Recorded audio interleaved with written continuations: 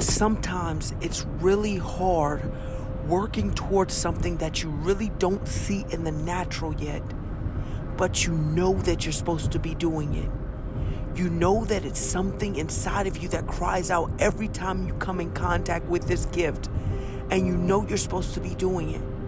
But yet your physical eyes don't see it yet, and especially if it takes a long time to produce exactly what you know is inside, you start to get worried. I can imagine that's how Noah felt when God spoke to Noah and told Noah to build this big ship, this ark. And it had never rained there. So in the natural mind, it made no sense to Noah. In the natural mind, it made no sense to anyone else.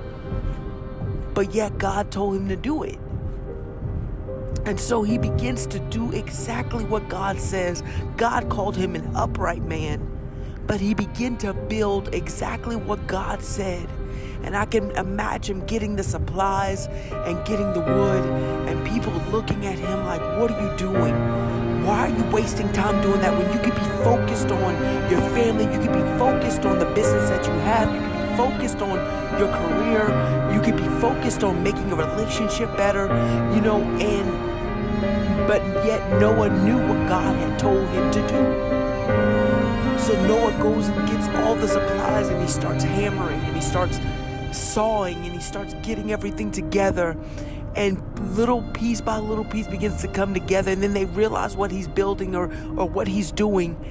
And I can imagine him being mocked, him being ridiculed. They coming up to him asking him, what are you doing, Noah? Why are you doing this? You really look foolish. But yet Noah knew what God had told him to do. Noah knew that God had told him to build this ark because it was going to rain and he would flood the earth. So in the physical, he couldn't see what God was talking about, but he knew what God had promised him. He knew that God had told him to do this, and that he told him if he do this, that this would save him and his family. But he built, and I believe he began to hammer and hammer, hitting the nail on the head every single time. Sometimes messing up where he had to maybe start all over again. And how frustrating it might be working towards something and you don't see exactly the finished product of what you're working towards. So Noah begins to build this ark just as God said, and he's building and he's building, and he starts creating, and people start to see this great big ship, and they're laughing at him because they tell him, you built this, but yet you don't even have what you need around you in order for this thing to float.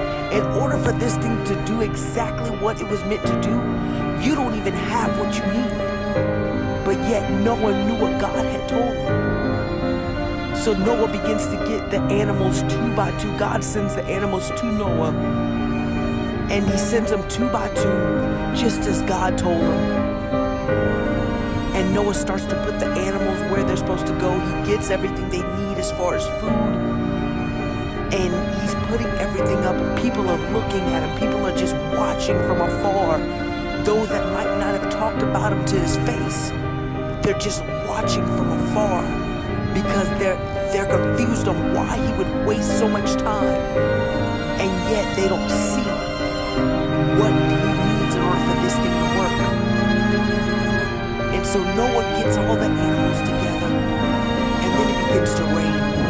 And in the beginning, when it begins to rain, people are still kind of looking like, okay, well, so what? It's raining. But yet, understand, you would have to have an abundance for this thing to take off and to begin to sail. So they're looking at him all strange, but yet he's still filling it with the things that he knows that he'll need on this journey.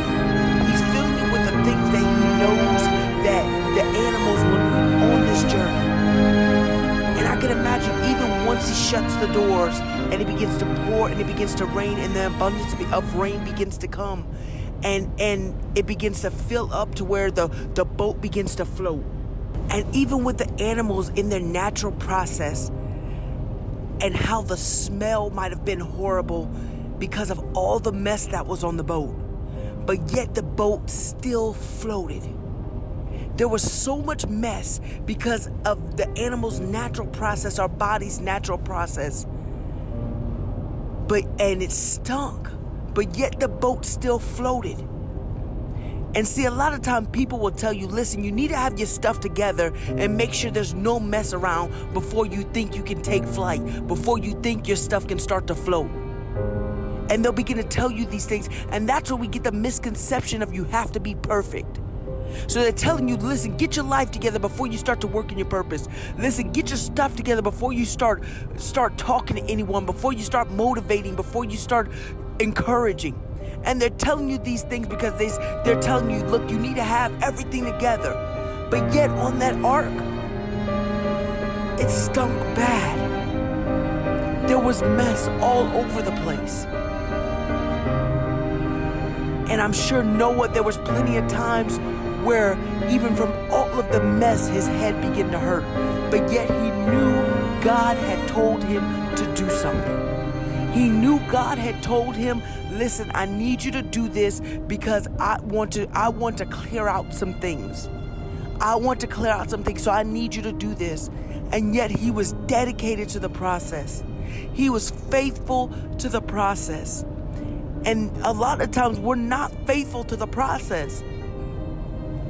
We don't understand true dedication, true discipline. He says, listen, you are my disciple. He wants you to follow him. Understanding the root word of disciple is discipline.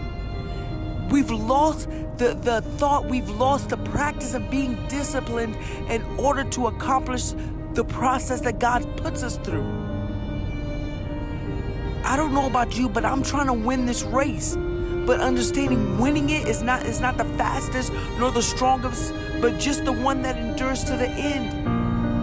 So no matter when I feel like my ark is full of mess, no matter when I feel like I don't have it all together, no matter when I feel like I don't have exactly what it needs in order for my ship to float, I'm going to keep nailing.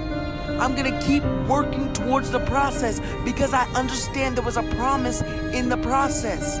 I understand the promise that he told me in the process. But you have to be willing to be disciplined. You have to be willing to be dedicated to the process. So don't let anyone tell you that you have to have everything together before you begin to work in your process. Don't let anyone tell you that you have to be perfect in order to do what it is God tells you he wants you to do. And they might not say it straight out of their mouth, but yet they give the subliminal messages of, you know what, you need to work on you first. And sometimes we do need to work on ourselves. There are some things that we need to allow God to circumcise from our hearts. But understand, let God lead you and not people. Be delivered from people's opinion and what they have to say and what they believe you should do and how they believe you should accomplish it. Be delivered from their opinion because their opinion no longer has precedence in your life. You're strong. Everything you need to make it has already been put inside of the ark. It's already been put inside of you. So even when you feel like you're in disarray, even when you feel like you don't have what it needs for it to be able to float, know that God is faithful and he's in the process with you. He'll never leave you, nor will he forsake you. He's in the process with you. Now let me ask you, do you trust him? Because there will be some times when you want to jump ship. There will be some times when you want to give up. Because understand, when you're in the process and there's mess all around, and when I say mess, I'm talking about the things that you're dealing with when you feel like you don't have everything you need to be able to produce this. You feel like you don't have the finances. You feel like you don't have the connections. You feel like you don't have everything you need to survive this issue. That's what I'm talking about. Whenever that mess is around you and you want to jump ship because you hear people telling you, listen, you need to focus on this. Listen, you need to do this and do that. And so sometimes you might want to jump ship, but you have to remember the end goal. What is the end goal? See, this walk we have in life, It's bigger than just me and you. It's bigger than just something that you need to do. It's not about you. God wants to use you and pull something out of you for a bigger purpose. He says his plans for you are for good and not of evil. But understand, sometimes it takes that mess. Sometimes it takes that stuff in order for you to realize, in order for you to understand the cost that it took to make it where you're going. So you can't jump ship. You can't give up. It's not an option. Giving up is not an option for you.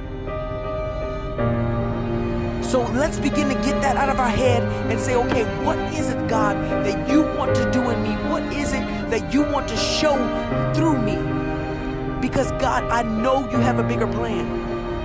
I know that sometimes I'll have to be gracefully broken.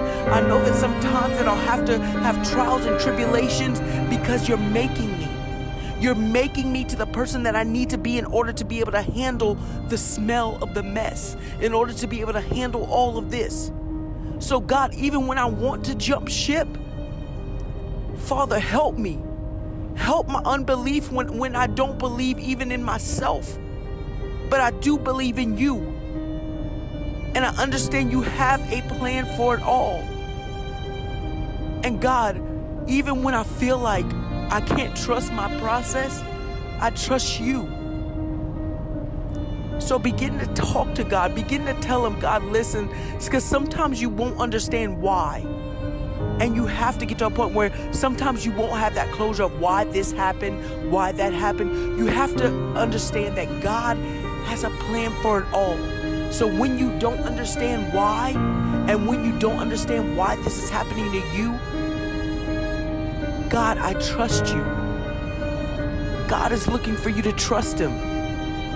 He's trying to show you something. I don't know why you have to go through this. I don't know why you're going through this, but God wants to show you something.